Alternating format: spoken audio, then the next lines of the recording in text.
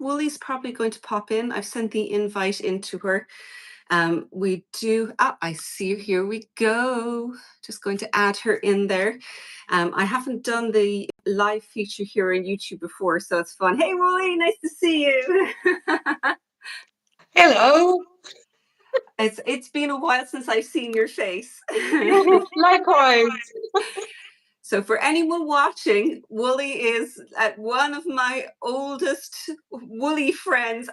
When were we in Stirling together? I couldn't remember the year. It's 2010. It makes me feel old. Oh my God, 15 years ago. Yeah. But yes, we have known each other for a long time. Yeah. And we've got an awful lot in common because we've got both a kind of a mishmash of engineering and art backgrounds, and I think we probably like a lot of the same things when it comes to knitting, is my suspicion. But thank you. Except you like garments more than I like hats. True. But what we want to do with him is quite similar. Yeah.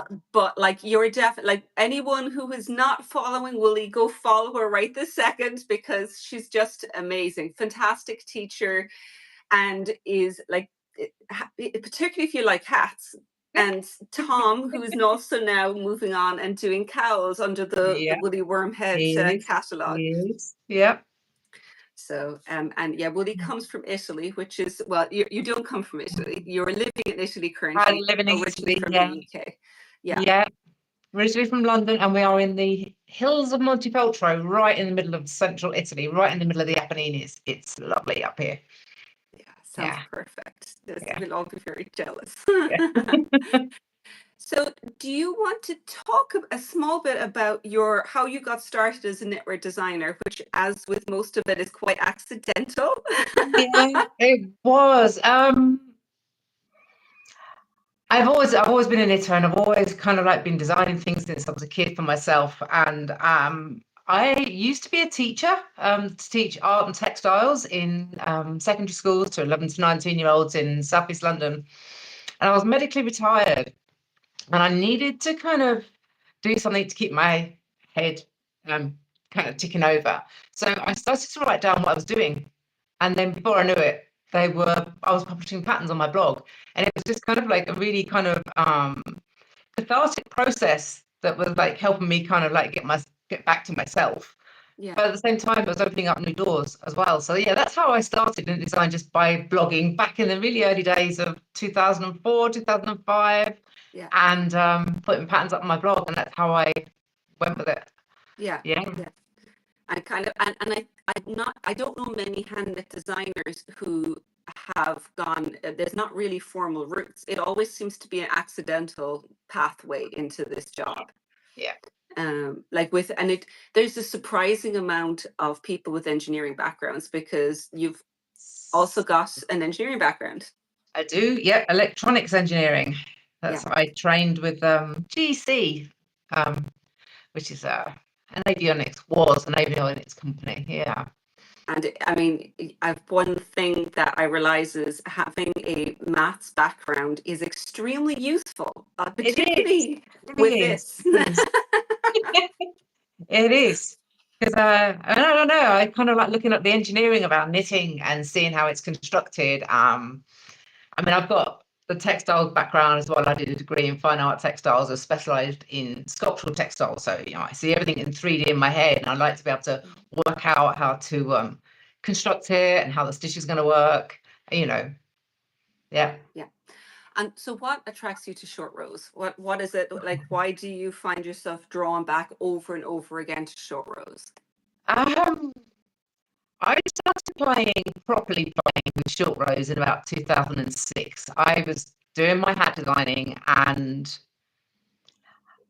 I wanted to turn hats on their side and see what they could do, because I wanted to play with the different stitch properties and see how the fabric would change. And of course that involves short rows, because you turn it sideways, you need short rows for your crown shaping, any shaping at the brim, depending on your hat style. So that's when I kind of really started getting into it. Published my first book on sideways hats in 2007, which makes me feel kind of like I've been around forever. We should leave the dates out of all of our conversations, like back in another time. So yeah, but then I just kind of really I got into the way that short rows played with stitch patterns and the things that you could do with them and the way that they made things very 3D. Yeah. I mean, they are primarily something I work with sideways because that's Hmm. kind of like the main shaping, and they're just another shaping method. But I like the way that you can kind of place them around in different ways, and it's like exploring how that shape comes together. And I find as well with short rows, it can sometimes be unexpected because normally I like to do a lot of things on paper, so I'll kind of graph stuff up and I'll do it. But because short rows change the way the fabric comes together, it it's different than writing it down. It, like, you actually have to get it on the needles. Like, the first time I realized that was I use it for sleeve caps. So for doing a short row sleeve cap, a set in sleeve, you pick up enough stitches for your upper arm around the armhole. But of course, that means that there's much less stitches than you would need for the armhole. So I was trying to calculate on paper before I ever did it and going like, this doesn't make any sense. Like, I'm picking up one stitch for every two rows. It's just going to look puckered and awful. I'm like, I'll just do one, see how it works. And I Yeah. realized then that there was so much extra fabric added from a large number of short rows Mm, that it completely compensated for that, for mm, the wide distance between the pickups. And until I knit it, I couldn't see that. Like, yeah. it just didn't. I hadn't put it together with the numbers in front of me on the spreadsheet. Yeah, exactly. I mean, it's this. I mean, my approach being with sideways hats because you work them as a panel. Majority of sideways knit hats are worked as a wedge-shaped panel with a little triangle at the end, and I have the same thing when I'm kind of teaching people how to make them. It's kind of like those triangles all get kind of added up. The fabric behaves Yeah, differently. Now it looks like that, but it kind of comes together in this yeah, form. Yeah. yeah. There was one in the short row knits book I did. There's a ball I did. It's sideways, and the middle part are a stockinette, and then there's garter on the edges. So you've just got wedges from each side, built one on top of each other, and it's the most dramatically shaped Yeah. thing that I've done Yeah. because it just starts pulling in, and by the time you're finished, you've Yeah. got, like, it's just this weird floppy thing that is all pulling in that it Yeah. just, yeah, it makes no sense. Same with sock heels. Like, if you're doing short row heel socks, because you're doing everyone in and everyone out, that Yeah. when you've got the chart, you've got a triangle here and a triangle here. And I'm trying to explain to people that this one is actually connected with this because all of this doesn't exist. Yeah. So you should really cut it out and just make a little origami piece from it. Yeah. And then you'll see. Then try exactly. I mean, it's kind of um I've had this kind of similar conversation with the maps that I developed for the short row colorwork technique because they have huge kind of spaces in them. Because trying to chart short Yeah, rows is just, it's another problem. And I yeah, say to people, like, ignore that white space. It's not there. These things, they're all going to stack up, but you've got all of this other stuff going on. Ignore it. It's yeah, asleep. yeah, It doesn't matter. yeah. Yeah. Oh, Willie, I've just had a very odd idea, but which could be fun. You know those old-fashioned doll pop-out books you do where you pop out clothes? What if you had a pop-out chart and the little tabs that you could tie it together with? So wouldn't that be kind of cool, right? Where you could make a little hat or the spacing where you could see how it all fit together. It would, it would get over the fact that it was it wasn't That's flat. that's one way of doing it. Yeah. But yeah, but it would very obviously show you that it was becoming three-dimensional. Yeah. Yeah. Oh, yeah, that idea is gonna be staying with me for a while now. Sorry, I'm sorry. But I love the way you chart it and the fact that the way you think of them as stacking. So, like, I'm just going to pull the page of this up here. So, like, for anyone looking at these, you're looking at them vertically, but they're actually knit like this. So you've got two colors, and all of these are done in short rows. But the reason it lies flat is because there's other rows put in from each side. So, like, how much of that is done on charts and how much of it is just done on the needles as you're knitting through it? That's all when I'm planning those, that's all done on the charts. Yeah. I have a spreadsheet set up that because one of the key things with short row color work is, I know you and I have talked about it before, and it's in the book, is maintaining balance within the fabric. Hmm. And when I'm kind of giving lectures and stuff about it, I relate this to lace knitting. Yeah. Okay, because all shaping aside, when you're working with lace, it's made up of a shaping method, right? Lace, it's increases and decreases. When you get to the end of your row or round, you want to have the same number of stitches that you started with at the beginning. And short row colourwork isn't dissimilar, except it's kind of like on its side. rows. Yeah. Yeah. So every stitch has to have the same number of rows works across it, any intentional shaping aside. So that's what I do on my spreadsheet is I've got the formula all worked out. So I map out how the motifs are going to be. And then it adds it up at the bottom and tells me where there are things that I'm missing. So I then move the blocks around to get the motifs and to get the effects I like and to shape the background and do that kind of thing. But yeah, no, I do all of that in spreadsheets. Yeah. To kind of make it a lot more straightforward. That I love that idea, being able to pull it in together like that. And so that's what you mean by balance. You mean that every stitch is worked the same number of rows, even if it's got short rows within that section. Yeah, that's balancing up. So basically every stitch has got the same number of rows. It maintains the fabric integrity, and you don't end up with some unintentional shaping. Unless you want it, obviously. Then it's different. Such as the crown or the ribbon. Just to add confusion into it all. Yes. When the short rows are doing the colour work and the shaping, it kind of throws a few spanners sometimes. So everything in this book, it's all in garter stitch and it all uses German short rows. Have you experimented with other variations of kind of short rows or color work in other kinds of fabric, or is there a reason why you very specifically stick to that combo? Yeah, there are a couple of reasons. I mean, one of the things from the fabric perspective of using garter stitch, garter stitch has got a square gauge, so it makes things easy. And because it's squishy, it hides the short rows so much better.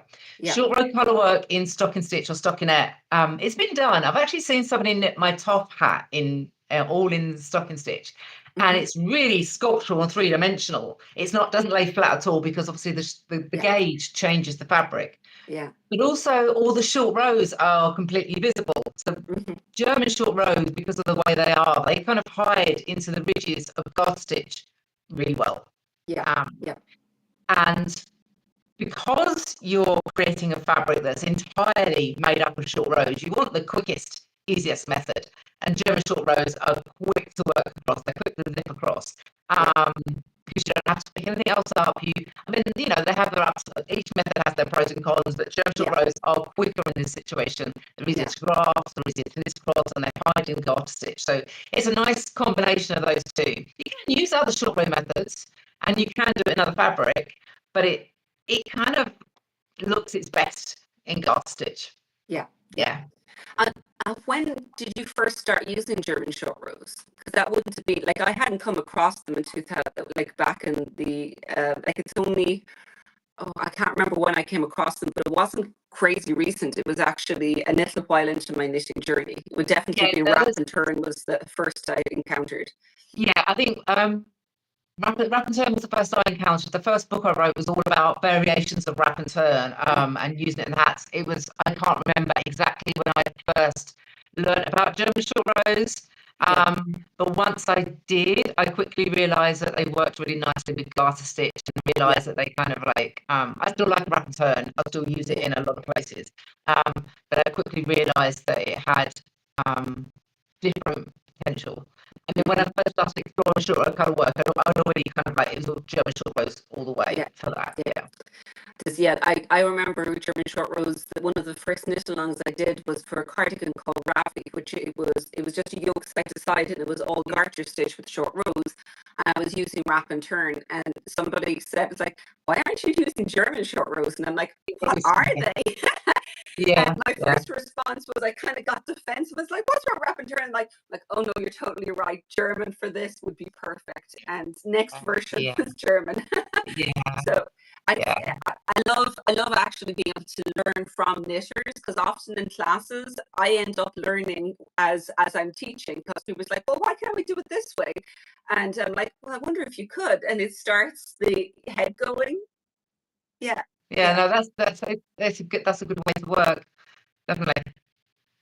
Oh, someone was saying that the mic is breaking up a lot. I'm not sure on which side. That's a shame.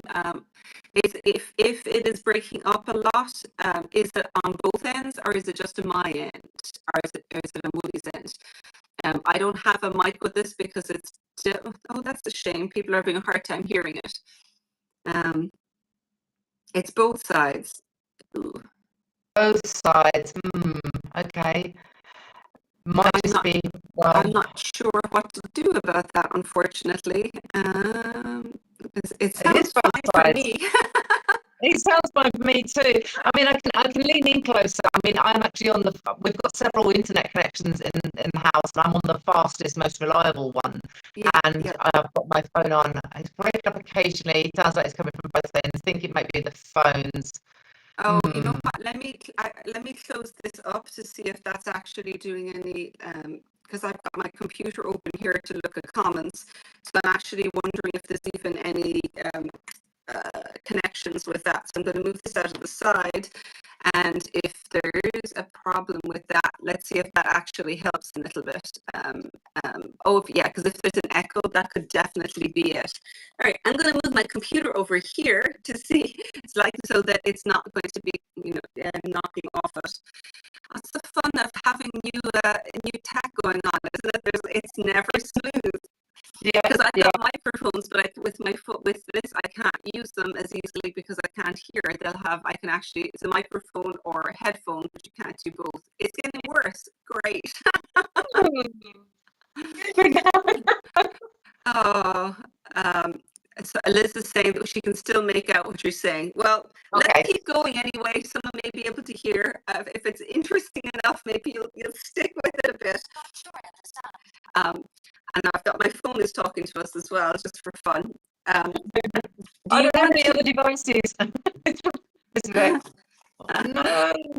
was going to say, yeah, I'm not sure what's going on.